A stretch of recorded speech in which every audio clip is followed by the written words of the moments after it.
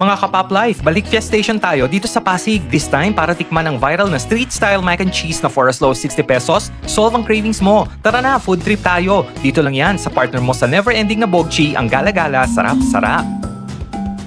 So kasama natin ngayon si Sir Mark, ang may-ari ng Freaky Cheeks dahil balik Pasig na naman tayo. Sir Mark, kumusta? Ay, okay lang po, sir. So, gusto ko lang itanong paano nagsimula at kailan nagsimula ang Freaky Cheeks? Nagsimula siya noong April this year din. Bago lang. Bago lang po. Actually, 4 months pa lang siya nag-operate. At nag-viral kagad.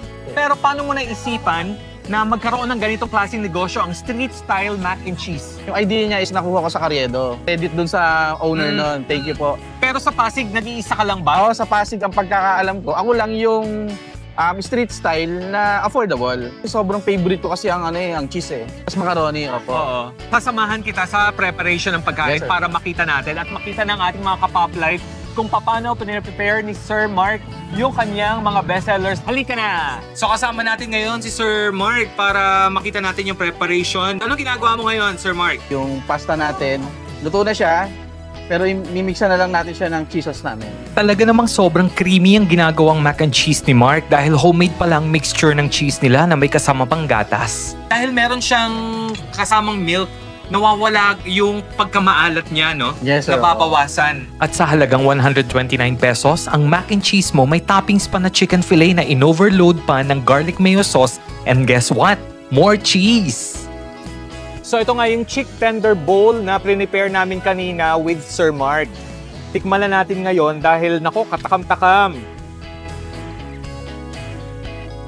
Iba din yung combination nung nung garlic mayo, tapos may cheese. Hindi siya maalat. Yung cheese sauce nila, pinaghalong milk and cheese. At alam nyo ba na meron din silang version ng chick tender bowl na freshly sliced chunky fries naman ang kasama sa halip na mac and cheese. At syempre, may freaky sauce on top sa parehong halaga. Isang subo pa lang, mabubusog ka na kasi yung fries, yung chicken, tapos yung freaky sauce.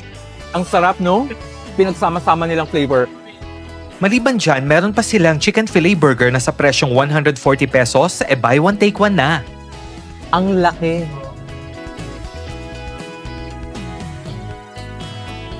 Ang init.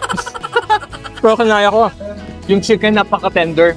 Crispy from the outside pero juicy ang inside niya. At syempre, hindi mo awala ang love ng mga budgetarian dahil sa halagang 60 pesos lang, may smaller version ka na ng mac and cheese na may chicken poppers on top sa parehong sarap at cheesiness.